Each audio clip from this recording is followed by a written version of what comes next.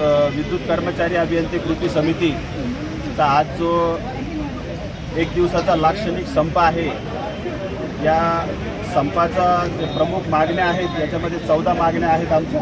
त्याच्यापैकी प्रमुख मागणी जी आहे, जे विद्युत वितरण कंपन्या ज्या आहे पूर्ण देशामधल्या, ज्या देशामध्ये सध्या 44 विद्युत कंपन्या आहेत ज्या शासनाच्या मालकीच्या आहे, या सर्व विद्युत कंपन्याचं खाजगीकरण करण्याचं जे धोरण आहे हे शासनाचं आहे। याला प्रामुख्याने आमचा विरोध आहे।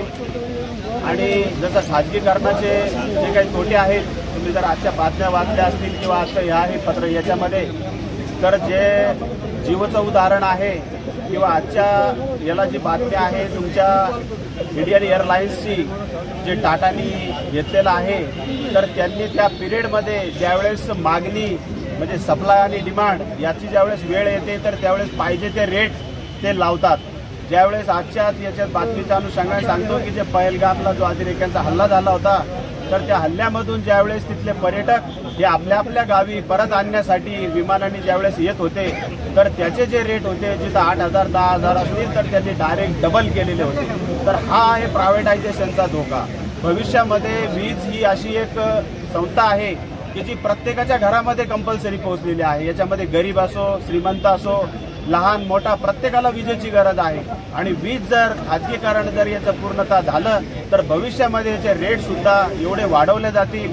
परत पीक पिरियडमध्ये सांगतील की सकाळी एवढं ते एवढे रेट राहील, दुपारी एवढे ते एवढे रेट राहील, आणि परीक्षा आल्या मुलांच्या तर त्यावेळेस सांगतील की आता यांना वीज कंपल्सरी आहे तर विजेचे रेट हे डबल केले जाईल। अशा प्रकारचं धोरण हे शासन हे जे आहे हे राबवण्याची शक्यता नाकारता येत नाही। म्हणून आणि जे समांतर वीज वाहिनीचा जो मुद्दा आहे की समांतर वीज वाहिनी हे जे इन्फ्रास्ट्रक्चर आहे या पब्लिकच्या पैशातून हे इन्फ्रास्ट्रक्चर निर्माण झालेलं आहे। जे वीज जाळं जे आहे हे पब्लिकच्या पैशातून जमा झालेलं आहे, ज्याचा आपण जीएसटी घेतो, इन्कम टॅक्स घेतो, त्याच्यातून हे जाळं जमा झालेलं आहे किंवा आम्ही निर्माण केलेलं आहे आमच्या जुन्या कर्मचाऱ्यांनी। आणि आज ही दडी आहे की सर्व रेडी आहे आणि रेडी असताना हे दुसऱ्या मालकाला चालवायला द्यायचं, म्हणजे हा शासनाचा किती दुपट्टीपणाचं धोरण आहे की त्यांना जर म्हटलं तुम्हाला जर वापरायचं आहे तर तुमची पॅरलल लाईन टाका, पॅरलल इन्फ्रास्ट्रक्चर डेव्हलप करा आणि त्याच्यानंतर तुम्ही वीज द्या, मग बघा तुमचा किती पैसा जो आहे। तर हे यांना नको आहे, जे सगळं रेडी करून ठेवलं आहे म्हणजे शासनाचा पैसा खर्च करायचा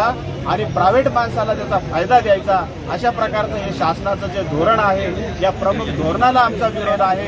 आणि हा जो विरोध आहे हा कायम राहणार। या एक दिवसाच्या संपात जर यांनी ऐकलं नाही तर भविष्यामध्ये मोठा संप आणि जनतेला सुद्धा सोबत घेऊन मोठं आंदोलन करण्यात येईल, असं या प्रसंगी सांगतो मी। टीव्ही पठाडे, झोनल सचिव, वर्कर्स फेडरेशन। धन्यवाद। जर प्रशासनाने जर याची दखल घेतली नाही तर येणाऱ्या काळामध्ये पूर्ण ज्या या प्रशासनामध्ये महावितरणमध्ये ज्या 32 संघटना आहेत त्याचं एकत्रीकरण करून 22 जुलैपासून मोठं आंदोलन होण्याची पुढे वाटचाल चालू आहे। कधी बघितलं गेलं नाही की तुम्ही पूर्ण संघटन एकत्र आले, कधी तुम्ही वेगळं करता ते संघटन ते वेगळं आंदोलन करता। या आंदोलनामध्ये या संपामध्ये साहेबांनी जसं म्हटलं, आता हे राज्य देशव्यापी संप आहे, तर ज्या संघटना ज्या देशव्यापी देशापर्यंत ज्या संघटना आहे वीज वितरण कंपनीमध्ये आणि आदर जे पूर्ण संघटन आहे संघटित कामगार या सगळ्या आजच्या संपामध्ये सहभागी आहे।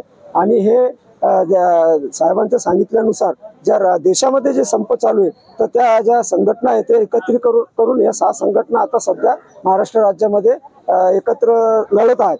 आणि भविष्यात जर हे मागणी मान्य झाली नाही तर पुढे 22 तारखेच्या मोठ्या प्रमाणात आंदोलन होऊन हा देश पातळीवर पण हा खाजगीकरणाच्या विरोधात मोठं आंदोलन घेण्यात येईल सगळ्यांच्या वतीने, कर्मचाऱ्यांच्या वतीने। कारण हे खाजगीकरण हे केवळ कर्मचाऱ्याच्या साठी नाही आहे, ते हे आम जनता जी पब्लिक आहे त्यांना जी सेवा देण्यासाठी सगळ्या गोष्टीमध्ये ह्या ज्या शासनाच्या धर्तीवर जे सेवा मिळतात ग्राहकांना त्या खाजगीकरणातून त्या संपुष्टात येतील। याच्यासाठी आमच्या सोबत सगळ्या ग्राहकांनी सुद्धा यावं, आम्हाला पाठिंबा द्यावा, ते पण संघटना जागृतपणे लोकांना पण सोबत घेऊन पुन्हा भविष्यात येणारा काळ जो आहे तो आम्ही थांबणार नाही, पुढे चालू या जोपर्यंत न्याय देणार नाही सरकार आम्हाला, ते आम्ही आमचं काम चालू ठेवणार आहे।